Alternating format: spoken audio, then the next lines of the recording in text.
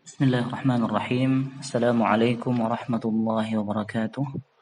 Alhamdulillah rabbil alamin wal 'aqibatu lil muttaqin wala 'udwana illa 'alal zalimin. Asyhadu an la ilaha illallah wahdahu la syarika lah wa asyhadu anna Muhammadan 'abduhu wa rasuluh la nabiyya wa la rasula ba'dah. Allahumma shalli wa sallim wa barik ala nabiyyina Muhammadin wa ala alihi wa sahbihi wa man sara ala nahjihi wa ihtada bihadihi واستنى بسنته إلى يوم الدين أما بعد. اللهم علمنا ما ينفعنا وانفعنا بما علمتنا. اللهم إنا نسألك علما نافعا ورزقا طيبا وعملا متقبلا. رب اشرح لي صدري ويسر لي أمري واحلل عقدة من لساني يفقه قولي. أيتها الأخوات الطالبات رحمني الله وإياكن جميعا. Alhamdulillah, tentunya kita senantiasa memanjatkan puja dan puji syukur kita kehadirat Allah Subhanahu wa taala sampai pada saat ini Allah Subhanahu wa taala masih melimpahkan berbagai macam kenikmatannya kepada kita, yang ketika kita mensyukuri nikmat-nikmat tersebut, Allah Subhanahu wa taala telah berjanji akan menambah nikmat-nikmat tersebut. La in syakartum la azidannakum. Jika kalian bersyukur, maka akan aku tambah nikmat-nikmat tersebut bagi kalian. Dan sebaliknya, Allah Subhanahu wa taala berfirman, "Wa la in kafartum inna 'adzabi lasyadid."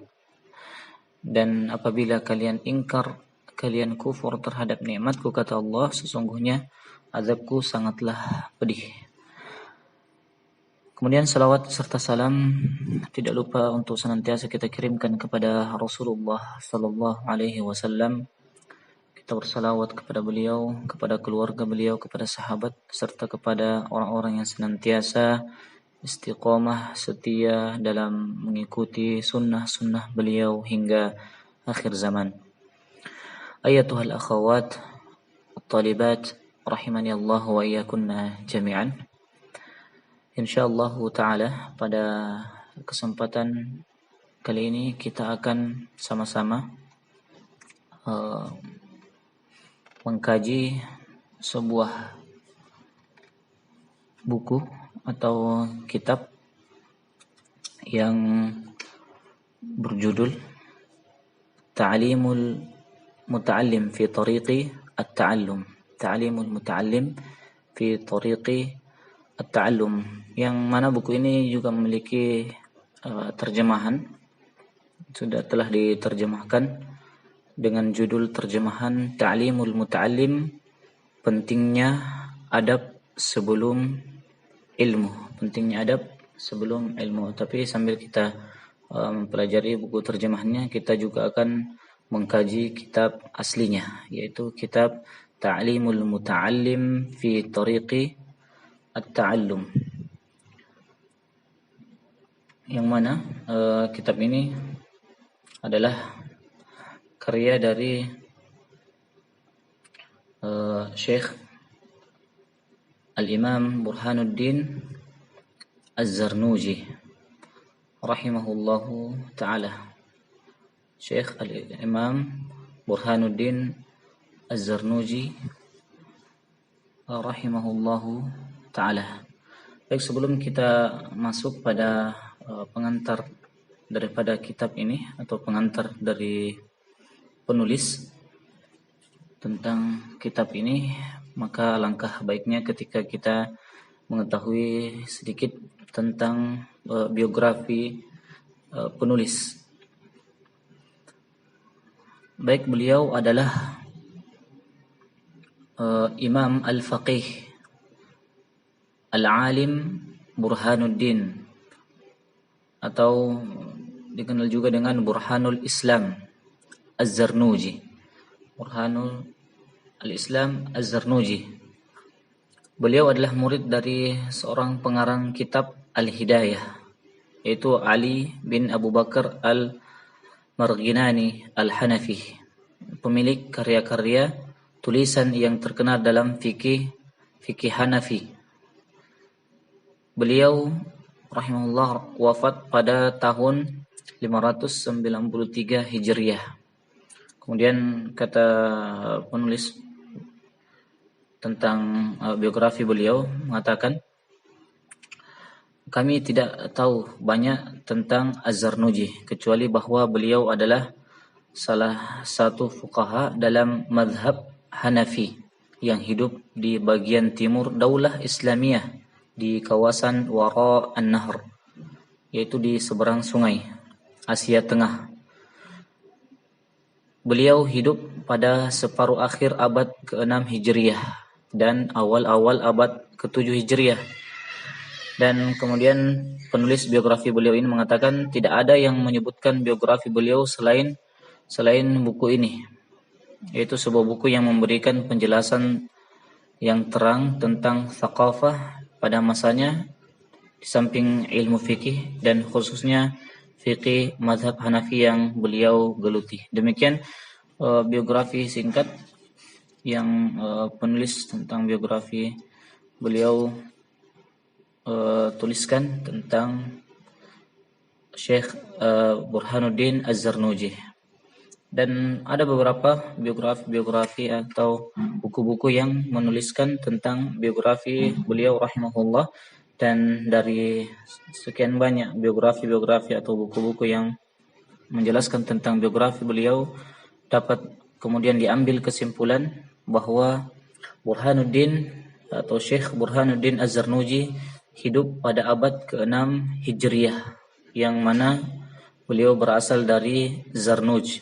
Zarnuj ini adalah sebuah wilayah milik bangsa Turki di belakang Uzgen, dan ia adalah salah satu murid dari Burhanuddin Al-Marqinani. Sebagaimana kita sebutkan tadi bahwasannya dia adalah salah satu daripada murid Burhanuddin Al-Marqinani yang wafat pada tahun 593 Hijriah.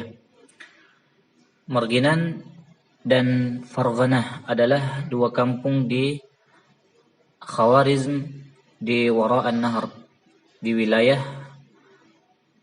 Asia Tengah, Kemudian ada beberapa sumber yang kata penulis bahwa sampai kepada beliau tentang perjalanan hidup Syekh Az-Zarnuji, atau tentang karangan-karangan beliau dan yang lainnya, dan juga tentang guru-guru dan murid-muridnya. Dan bisa jadi Az-Zarnuji telah meninggalkan banyak karya ilmiah yang tidak sampai kepada kita. Akan tetapi cukuplah kitab yang satu ini, kitab yang akan kita pelajari insyaallah. Ini menjadi suatu kebanggaan karena orang-orang orientalis, para ulama dan siapa saja yang berkonsentrasi dalam bidang pendidikan telah memperhatikannya sejak lama. Dan juga kitab ini diterbitkan berkali-kali di dunia timur maupun di barat, sehingga sampai kepada kita pada kesempatan kali ini insyaallah kita akan sama-sama mempelajari kitab ini dan mengambil faedah-faedah ilmu-ilmu yang bermanfaat dari kitab ini. Semoga Allah Subhanahu wa taala merahmati beliau dan menjadikan ini sebagai pemberat timbangan kebaikan beliau di hari kemudian. Ayatul akhwat rahimani Allah wa iyyakunna jami'an. Baik, kita akan sama-sama membacakan muqaddimah daripada penulis. Muqaddimah dari penulis sebelum kita masuk pada pembahasan materi kita.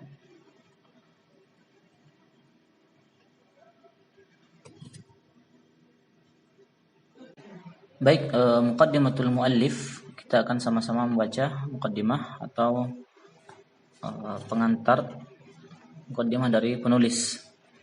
Beliau mengatakan, alhamdulillahilladzi faddala bani adama bil ilm wal amali ala jami'il alam, wassalatu wassalamu ala Muhammadin sayyidil arabi wal ajami wa ala alihi wa ashabihi yanabi'il ulumi wal hikam. Segala puji hanya bagi Allah Subhanahu wa taala yang telah memuliakan Bani Adam dengan ilmu dan amal atas semua makhluknya. Salawat dan salam semoga tetap tercurahkan kepada Nabi Muhammad sallallahu alaihi wasallam, pemimpin Arab dan Ajam beserta para keluarganya, sahabat-sahabatnya dan sebagai sumber ilmu dan hikmah. Wa ba'd. فلما رأيت كثيرا من طلاب العلم في زماننا يجدون وإلى العلم لا يصلون ومن منافعه وثمراته وهي العمل به والنشر يحرمون كما أنهم أخطأوا طريقه أو طرائقه وتركوا شرائطه وكل من أخطأ الطريق ضل ولا ينال المقصود قل أو جل أردت وأحببت أن أبين لهم طريق التعلم على ما رأيته في الكتب وسمعت من أساتذتي أولي العلم والحكم رجاء الدعاء لي من الراغبين فيه المخلصين بالفوز والخلاص في يوم الدين بعدما استخرت الله فيه وسميته تعليم المتعلم في طريق التعلم وجعلته فصولا. Lalu kemudian penulis mengatakan, amma ba'd, ketika saya melihat banyak dari penuntut ilmu pada zaman kita bersungguh-sungguh tetapi tidak sampai kepada ilmu, tidak dapat mengambil manfaat darinya atau terhalang dari buahnya, yaitu mengamalkan dan menyebarkannya. Hal itu disebabkan karena mereka keliru dalam menempuh jalan untuk mencari ilmu dan juga meninggalkan syarat-syaratnya. Dan siapa yang salah jalan maka akan tersesat dan tidak akan meraih tujuan baik sedikit maupun banyak. Maka saya ingin menjelaskan kepada mereka cara menuntut ilmu seperti yang saya pahami dari buku-buku dan yang saya dengar dari guru-guru saya yang memiliki ilmu dan hikmah.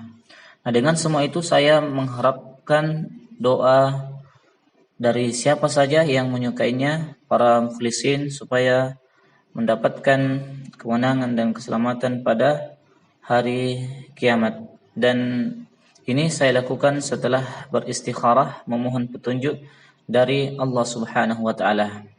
Lalu kemudian beliau mengatakan, buku ini saya beri judul Ta'lim al-Muta'allim fi Tariqi at-Ta'allum, dan saya bagi menjadi beberapa pasal. Faslun fi mahiyatil ilmi wal fiqhi wa fadlih.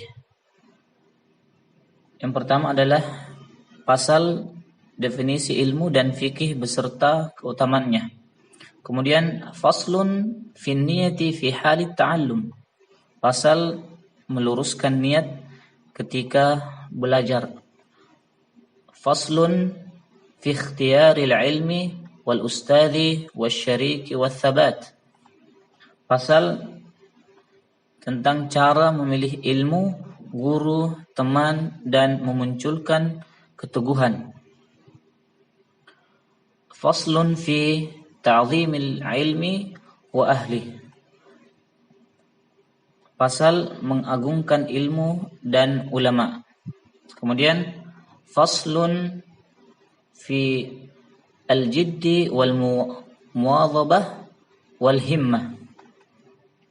Pasal tentang kesungguhan, kontinuitas dan semangat.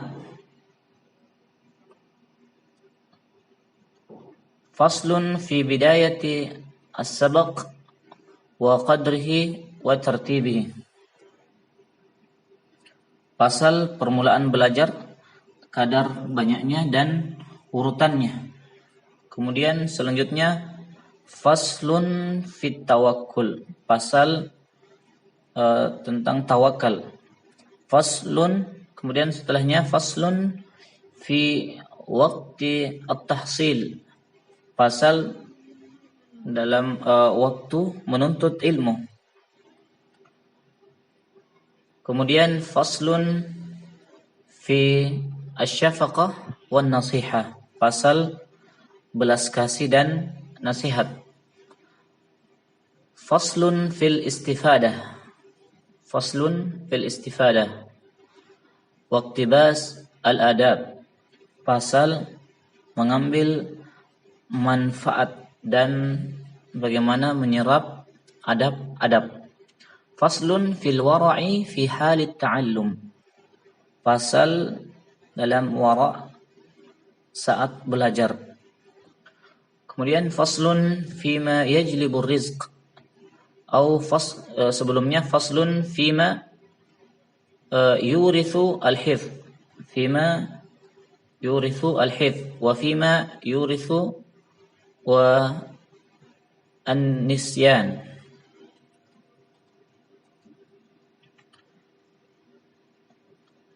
Pasal pada hal-hal yang mempermudah hafalan dan lupa. Kemudian faslun fima yajlibur rizq wa ma yamna'uhu wa ma yazidu fil umur wa ma yanqus wa ma kemudian pasal dalam hal-hal yang dapat mendatangkan rezeki, menahan rezeki, menambah umur dan menguranginya. Lalu kemudian beliau menutup pengantar atau mukaddimahnya yang mengatakan wa ma taufiqi illa billah alaihi tawakkaltu wa ilaihi unib. Dan tidak ada taufik bagiku melainkan dengan pertolongan Allah Subhanahu wa taala. Hanya kepada Allah saya bertawakal dan hanya kepadanya saya kembali. Ayatul akhwat wa talibat rahimani Allah wa iyyakunna jami'an. Insyaallah kita akan masuk pada pembahasan yang pertama atau pasal yang pertama yang disebutkan oleh penulis Syekh dalam kitab ini. Sebagaimana dalam mukaddimahnya beliau telah menyebutkan beberapa pasal yang akan beliau bahas dalam kitab beliau yang berharga ini. Yang pertama adalah faslun fi mahiyatil ilmi wal fiqhi wa fadlih. Pasal tentang definisi ilmu, fiqih dan keutamaannya.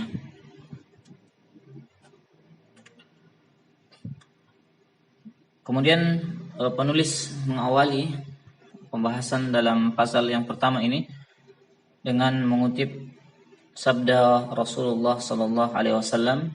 Beliau mengatakan qala Rasulullah sallallahu alaihi wasallam talabul ilmi fariidatun ala kulli muslimin wa muslimatin. Menuntut ilmu adalah kewajiban bagi seorang muslim dan muslimah.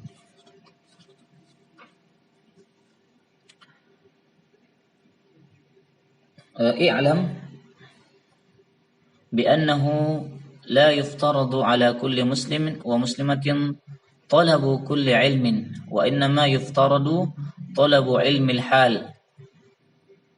Ketahuilah bahwa setiap muslim dan muslimah tidaklah berkewajiban mempelajari semua ilmu, tetapi berkewajiban mempelajari ilmu yang ia dibutuhkan saat itu. Kama yuqal afdalul ilmi ilmul hal wa afdalul amali hifdzul hal. Sebagaimana dikatakan bahwa ilmu yang paling utama adalah ilmu yang dibutuhkan saat itu, dan sebaik-baik amal adalah menjaga amal yang dituntut saat itu. Wa yuftaradu 'alal muslim talabu ma yaq'u lahu fi halihi fi ayyi halin kan. Perlu diketahui bahwa seorang muslim wajib untuk mempelajari segala kewajiban yang akan dia jalani dalam keadaan apapun itu. Fa innahu la budda lahu min as-salati fa yuftaradu alaihi ilmu ma yaqa'u lahu fi salatihi biqadri ma yuaddi bihi fardhas shalah. Dengan demikian, karena ia harus menegakkan salat, maka ia wajib mempelajari ilmu tentang salat, minimal ilmu yang dengannya ia bisa menjalankan kewajiban salat. Wa yajibu alaihi biqadri ma yuaddi bihi iqamatal wajib, lianna ma yutawassalu bihi ila iqamatil fardi yakunu fardan, wa ma yutawassalu bihi ila iqamatil wajibi yakunu wajiban. Selain itu, sekurang-kurangnya ia wajib mempelajari ilmu yang dengannya ia dapat menjalankan semua kewajiban, sebab sesuatu yang menjadi wasilah untuk menegakkan sesuatu yang fardu, maka hukumnya juga fardu. Demikian pula sesuatu yang menjadi wasilah untuk menegakkan sesuatu yang wajib, maka hukumnya juga wajib untuk dipelajari. Sebagaimana dikatakan ma la yatimmu al-wajib, kaidah mengatakan ma la yatimmul wajibu illa bihi fahuwa wajib. Apa yang tidak menyebabkan sesuatu yang wajib itu sempurna kecuali dengan mengerjakannya, maka hal itu juga menjadi sesuatu yang wajib. Inilah yang dimaksud dalam perkataan penulis rahimahullahu ta'ala. Wa kadzalika fi shaum wa zakati in kana lahu malun wal hajj in wajaba alaihi, wa kadzalika fil buyu'i in kana yattajiru min at-tijarah. Begitu juga kata penulis dalam perkara puasa, zakat jika ia memiliki harta, dan haji jika memang sudah wajib baginya. Sama halnya dengan jual beli, jika ia memang orang yang berprofesi sebagai pedagang, maka wajib untuk memiliki ilmu akan hal itu.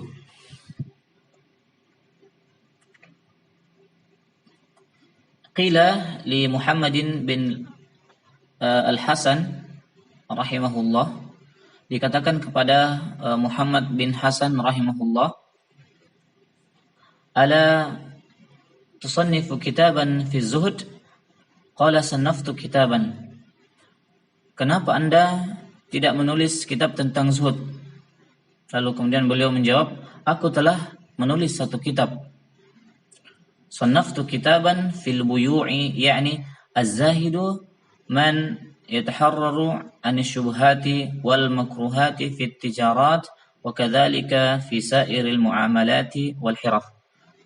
Beliau menjawab, aku telah menulis satu kitab dalam bab jual beli. Maksudnya orang yang zuhud adalah orang yang selamat dari syubhat dan hal-hal yang dimakruhkan dalam perdagangan. Begitu juga dalam semua bentuk muamalah dan pekerjaan.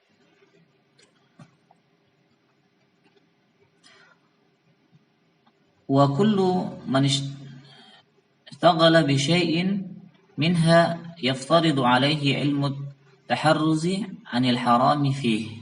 Dan siapa saja yang menyibukkan diri dengan salah satu darinya, maka ia wajib mempelajari ilmu yang dapat menjaga dirinya dari hal-hal yang haram. Dari hal-hal yang haram inilah yang menunjukkan pentingnya untuk berilmu. Lalu kemudian penulis mengatakan, wa kadzalika yuftaradu alaihi al-ilmu ahwalil qalbi min at-tawakkuli wal inabati wal khasyati wal ridha fa innahu waqi'un fi jami'il ahwal. Diwajibkan pula baginya untuk mempelajari ilmu tentang hati, seperti tawakal, inabah, khasyah, dan ridha, karena hal itu terjadi di setiap keadaan. Wa syaraful ilmi la yakhfa ala ahadin idh huwa al-mukhtassu bil insaniyati lianna jami'al khisali siwal ilmi يشترك فيها الإنسان وسائر الحيوانات كالشجاعة والجرأة والقوة والجود والشفقة وغيرها سوى العلم. Semua orang sudah tahu akan keutamaan ilmu, karena ilmu merupakan keistimewaan bagi manusia, sebab semua sifat selain ilmu itu sama-sama dimiliki oleh manusia dan juga semua hewan, seperti sifat berani, nekat, kuat, dermawan, kasih sayang, dan lain sebagainya, kecuali ilmu.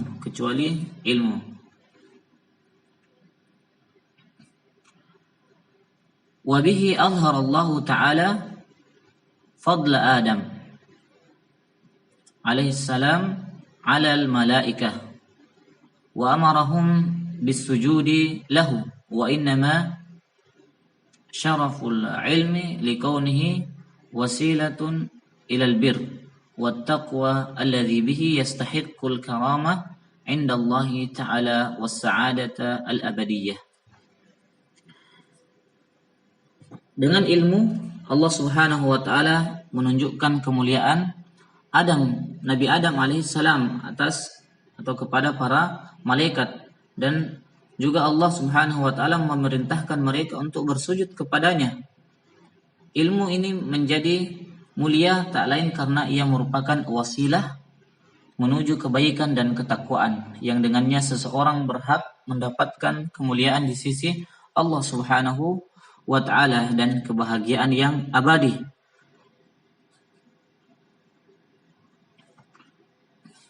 Sebagaimana dikatakan kepada Muhammad bin Al-Hasan rahimahullahu ta'ala, kama qila li Muhammad bin Al-Hasan rahimahullahu ta'ala, ta'allam fa innal ilma zainun li ahlihi wa fadlun wa unwanun li kullil muhamidi وكن مستفيدا كل يوم زيادة من العلم واصبح في بحار الفوائد تفقه فإن الفقه أفضل قائد إلى البر والتقوى وأعدل قاصد هو العلم الهادي إلى سنان الهدى هو حسن ينجي من جميع الشدائد فإن فقيها واحدا متورعا أشد ala syaitani min alfin abidi, yang artinya belajarlah karena ilmu adalah hiasan, keutamaan dan alamat pujian bagi pemiliknya. Jadilah orang yang dapat mengambil manfaat setiap hari dengan cara menambah ilmu, dan berenanglah di samudra kemanfaatan. Dalamilah ilmu fikih, karena fikih adalah pemimpin terbaik untuk mengantarkan kepada kebaikan dan ketakwaan, sesuatu yang paling adil. Fikih adalah ilmu yang menunjukkan pada jalan hidayah. Ia benteng yang menyelamatkan dari segala malapetaka. Sungguh ahli fikih yang wara itu lebih berat bagi syaitan daripada 1000 ahli ibadah.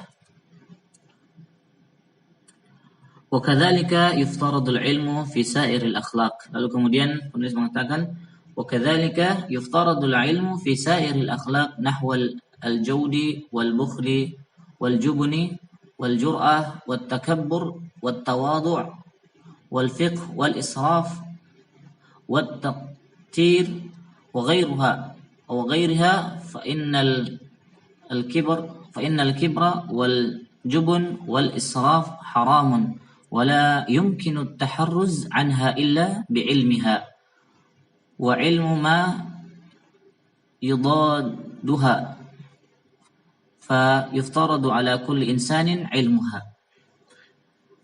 Kemudian kata penulis, demikian juga diwajibkan menuntut ilmu tentang seluruh akhlak, seperti dermawan dan bakhil, pengecut dan berani, sombong dan tawadu, menjaga harga diri, berlebih-lebihan dan hemat, dan lain sebagainya.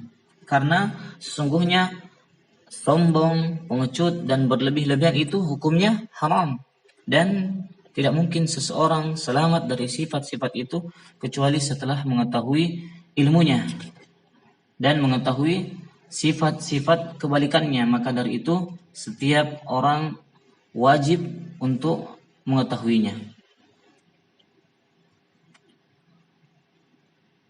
Lalu kemudian Syekh mengatakan, penulis mengatakan, waqad sannafa Syekhul Imam Al-Ajal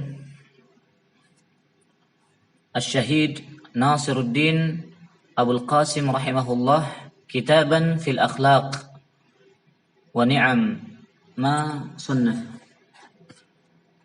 Syekhul Imam Asy-Syahid Nasiruddin Abul Al-Qasim rahimahullah telah menulis satu kitab dalam bidang akhlak, dan alangkah bagus apa yang beliau tulis.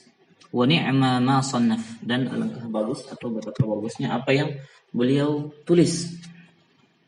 Fayajibu ala kulli muslimin hifdhuha, maka setiap muslim wajib untuk mempelajarinya, bahkan menghafalkannya. Wa amma hifdhu ma yaqa'u fil ahayin fa fardun ala sabilil kifayah, fardun ala sabilil kifayah idza qama bihi al-ba'du fi baldatin saqata an baqin fa in lam yakun fil baldati man yaqumu bihi ishtaraku jami'an fil ma'tham. Nah, adapun mempelajari sesuatu yang terjadi sesekali, maka hukumnya adalah fardu kifayah. Maksudnya, apabila sebagian orang sudah melaksanakannya di suatu negeri misalnya, maka kewajiban itu gugur bagi sebagian yang lainnya. Namun jika di negeri itu tidak ada seorang pun yang melaksanakannya, maka semuanya akan berdosa. Semuanya akan berdosa. Wa yajibu 'alal imami an ya'murahum bidzalik wa yujbira ahlal baldati 'ala dzalik. Maka seorang imam wajib untuk kemudian memerintahkan kewajiban itu kepada mereka atas atau memaksa rakyat untuk melaksanakannya. Qila inna ilma ma yaqa'u 'ala nafsihi fi jami'il ahwali bimanzilati at-ta'ami alladhi la budda li kulli wahidin min dhalik. Ada yang mengatakan sesungguhnya ilmu yang dibutuhkan oleh seseorang pada semua keadaan kedudukannya seperti makanan yang setiap orang pasti membutuhkannya. Wa ilmu ma yaqa'u fil ahayina bimanzilati ad-dawa wa yahtaju ilaihi fi ba'dil awqat wa ilmu an-nujumi bimanzilati al-marad fa ta'allumuhu haramun li'annahu yadur wa la yanfa'u wal harbu min qada'illahi wa qadrihi ghair mumkin. Sementara ilmu yang dibutuhkan sesekali adalah ibarat obat yang dibutuhkan pada saat-saat tertentu. Adapun ilmu nujum atau tentang astrologi, bintang-bintang adalah ibarat penyakit sehingga mempelajarinya adalah haram karena ia membahayakan dan juga tidak bermanfaat. Bukankah lari dari qada dan qadar Allah itu tidak mungkin, kata penulis.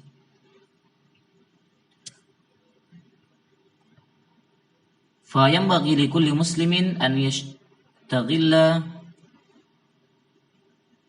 fi jami'i awqatihi bi dzikrillah wad du'a'i wat tadarru'i wa qira'atil qur'ani was sadaqat. Oleh sebab itu hendaknya seorang muslim menyibukkan diri di semua waktunya dengan berzikir kepada Allah, berdoa, merendahkan diri di hadapan Allah, membaca Al-Qur'an, bersedekah. Wa yas'alullaha ta'ala al-'afwa wal 'afiyah fid dunya wal akhirah liyasunahu Allah ta'ala anil bala'i wal afat. Dan hendaknya memohon ampunan dan kesehatan dari Allah di dunia maupun di akhirat, agar Allah Subhanahu wa taala senantiasa menjaganya dari malapetaka dan bencana. Fa inna man ruziqa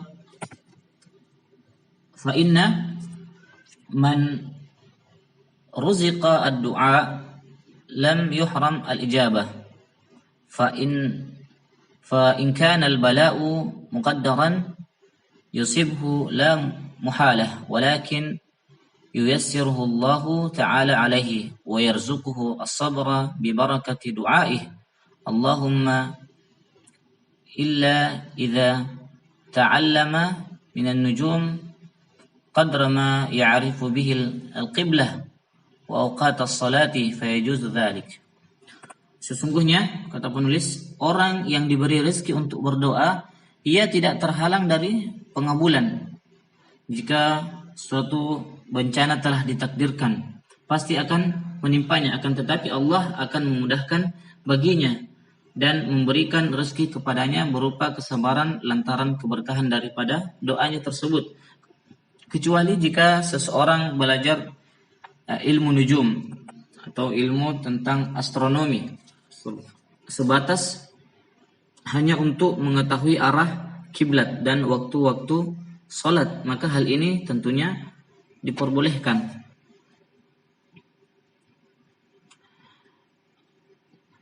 Wa amma ta'allumu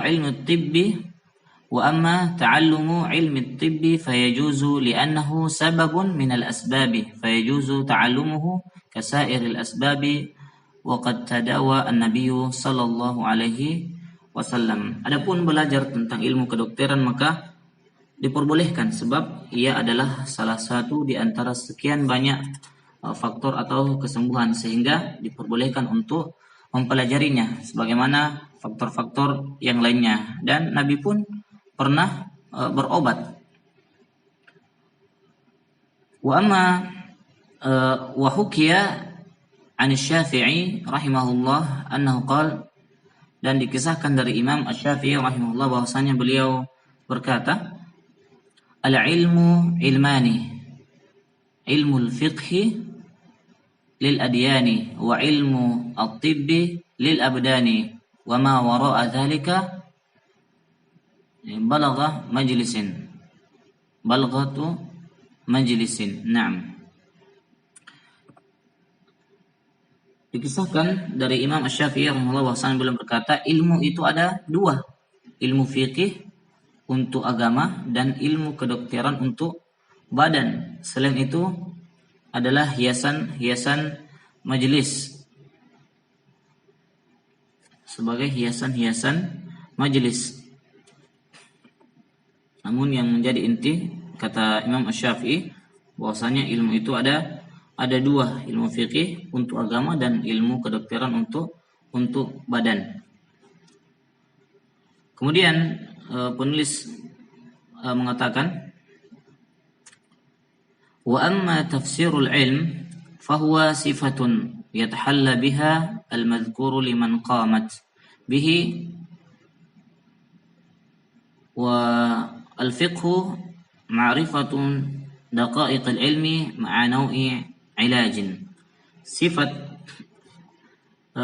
kata penulis, sifat yang dengannya seseorang mengetahui hakikat sesuatu secara jelas adalah sifat yang dimiliki seseorang yang tampak jelas tersingkap, mudah ataupun ringan apa yang disebut ilmu bagi orang yang memilikinya. Sementara fikih, al-fiqhu ma'rifatu daqa'iqil ilmi ma'a naw'i ilajin. Sementara yang dimaksud dengan fikih adalah proses atau usaha mengetahui ilmu yang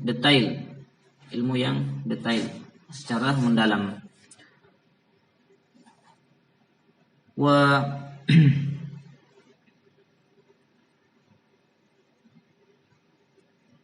qala Abu Hanifah, berkata Abu Hanifah rahimahullahu taala, al-fiqhu ma'rifatun nafsi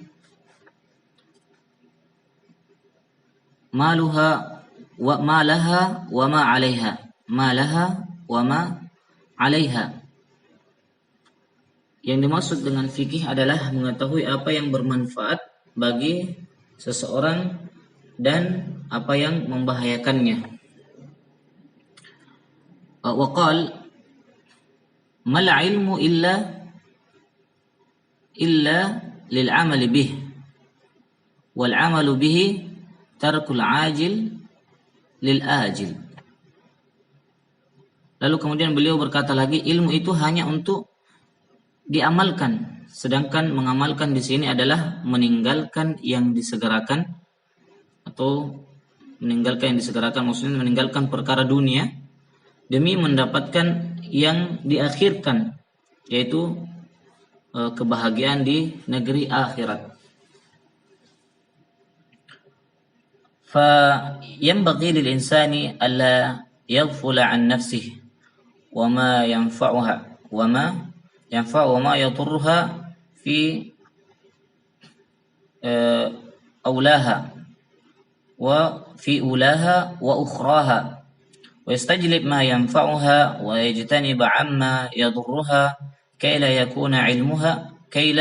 يكون علمه وعقله وعمله حجة عليه فتزداد عقوبته نعوذ بالله من سخطه وإقابه.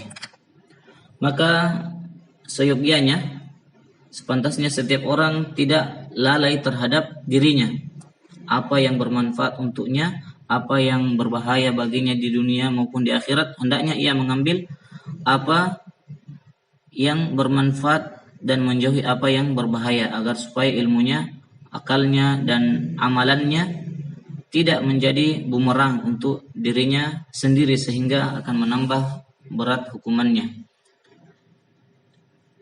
Dan kita berlindung kepada Allah Subhanahu wa taala dari murka dan siksanya.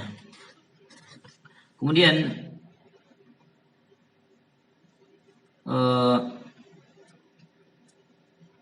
menutup pembahasan ini, penulis mengatakan waqad warada fi manaqibil ilm wa fadailihi ayatun wa akhbarun sahihatun masyhuratun lam nashtaqil bidzikriha kaila yatul al-kitab.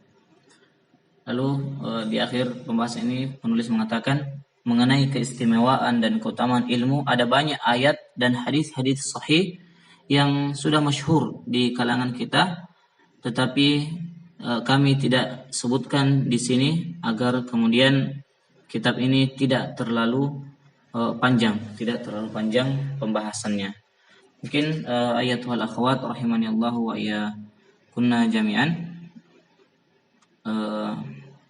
kita cukupkan dulu sampai di sini pembahasan kita dalam kitab ini, kitab Ta'lim al-Muta'allim, yang judul aslinya adalah Ta'lim al-Muta'allim fi Tariqi at-Ta'allum, yang sebagian penerjemah menerjemahkan kitab ini dengan nama Ta'lim Muta'allim, pentingnya adab sebelum ilmu.